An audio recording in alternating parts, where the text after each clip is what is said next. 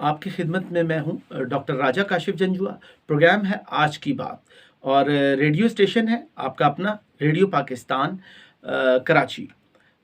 हम आज बात करेंगे बड़े अहम मौजू पे। इससे पहले भी हमने जिस पे बात की मौजू वही है फ़लस्तीन की और इज़राइल की जंग। लेकिन उसमें किरदार किसका कहाँ है क्या, ये बड़ी अहम बात है। यहाँ हो ये रहा है कि इज़राइल और भारत का जो गठजोड़ है वो किस समत जा रहा है, ये बड़ी सोचने की बात है। और ये चीज़ बढ़ती जा रही है, इसमें कहीं भी कमी हमें नज़र नहीं आ रही। अगर कोई सोचता है कि इसमें कहीं कमी आएगी, ऐसा नहीं हो रहा। और हो ये रहा है कि नरेंद्र मोदी जब से वज़ीर आज़म बने हैं, उसके बाद बहुत सारी चीज़ें फ़र्क में आईं। सबसे हमें देखने में आता है कि हिंदुस्तान की तारीख़ में, भारत की तारीख़ में कभी नहीं कहा गया इज़राइल के लिए हमारा दोस्त। जो मोदी सरकार ने आके ये अल्फ़ाज़ इस्तेमाल कर दिए।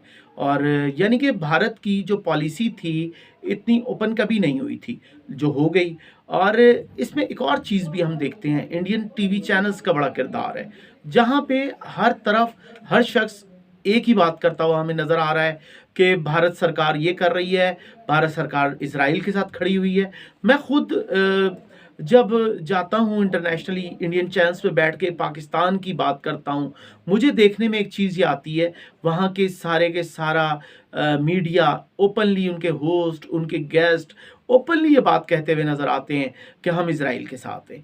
फिर वहाँ वो एक और बात भी बड़ी धड़ल्ले से कहते हैं, उनके हैशटैग उनके प्रोग्राम्स के, उनके ट्विटर पे जो अब एक्स हो गया, उस पे सारे जो हैशटैग्स हैं वो इसी नौइयत के हमें नज़र आएँगे। और ये सब हो इस तरीके से रहा है कि यूँ लगता है कि हिंदुस्तान को जो इस्लामोफोबिया है इज़राइल के साथ-साथ बढ़ता जा रहा है। और सिर्फ़ इस्लामोफोबिया नहीं है, उनकी अरबों के बारे में जो राय है वो भी बड़ी सामने आने लगी है। अरबों के बारे में वो कोई इतना अच्छा नहीं सोच रहे। जो हमें देखना होगा कि ऐसा क्यों हो रहा है। भारत एक जानिब अरब ममालिक को 1500 टन भेज रहा है, जो रेड मीट एक्सपोर्ट करता है यूरोप बाकी ममालिक में।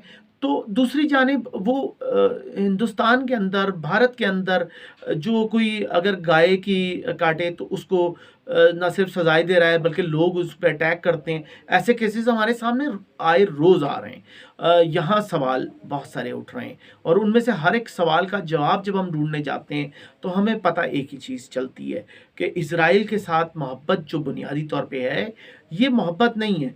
ये अपनी माइनॉरिटी को कुचलने का जो जुनून है, जो शौक है, जो आरएसएस से बीजेपी को विरसे में मिला है। यानी कि कहिए कि इनके ख्वाब-ओ-ख़याल में ये चीज़ें नहीं थी कि ये सब चीज़ें हम इतनी आसानी से कर सकते हैं। तो जब वो इज़राइल को जब यही चीज़ें करते देखते हैं, तो उनको दिली खुशी पैदा होती है। बल्कि उनको नए तरीके वो सीख रहे होते हैं कि हम किस तरह से ये सारी चीज़ें कर सकते हैं। आप देखेंगे अटैक होता है फ़लस्तीन के ऊपर और इज़राइल उसकी वहाँ पे क्या नहीं कर रहा, सब कुछ कर रहा है। लेकिन उसके नतीजे में सारी चीज़ें देखें, इंडियन मीडिया बैठ के इंटरनेशनली सारी दुनिया को बता रहा है कि नहीं जी इज़राइल ठीक है। जब मैं इंडियन चैनल्स पे बैठता हूँ तो मुझे ये कहना पड़ता है कि इज़राइल की इतनी आप जो फ़ेवर दे रहे हैं वो आप गलत कर रहे हैं। आपको ये देखना चाहिए कि ज़मीन फ़लस्तीनियों की है, वो थोड़ी-सी ख़रीदी गई, बाकी कब्ज़ा हुआ।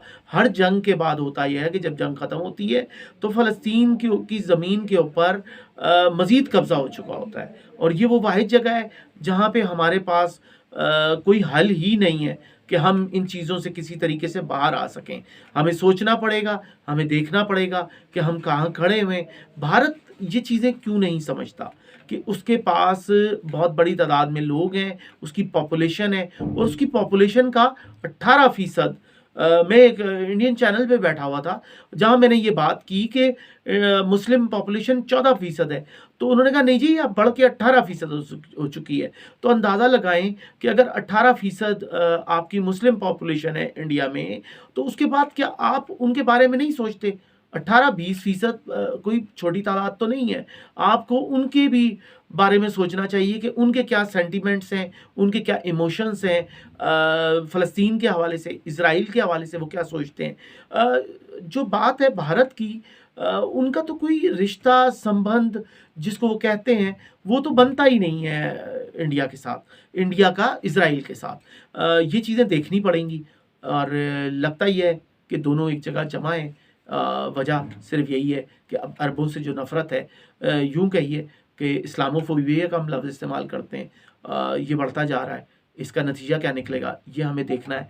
हमें ये समझने की कोशिश करनी है और आप तक हम इसीलिए ये पहुँचाते हैं चीज़ें, ताकि हमारे जो सामीन हैं, रेडियो पाकिस्तान के सुनने वाले हैं, उनको पता चले कि भारत कर क्या रहा है, इज़राइल क्या कर रहा है। जो मीडिया आपको बताता है बाहर का, वो सारा सच नहीं होता। अधूरे सच से बेहतर है, अधूरा सच खतरनाक होता है। और प्रोपेगेंडा जब आप करते हैं, ब्लैक प्रोपेगेंडा या ग्रे प्रोपेगेंडा आप कर देते हैं, तो वो चीज़ें बड़ी खतरनाक हो जाती हैं। ये चीज़ें देखने का वक्त है। मैं था डॉक्टर राजा काशिफ जंजुआ आज की बात में, और टीवी हमारा चैनल था रेडियो पाकिस्तान कराची से मैं आपसे मुखातिब था। अपना ख्याल रखिएगा। अगले प्रोग्राम तक मुझे इजाज़त दीजिएगा। अगली बार हम बात करेंगे इसी हवाले से, मज़ीद हम आप तक लेके आएँगे। मुझे दीजिएगा इजाज़त। अल्लाह हाफ़िज़।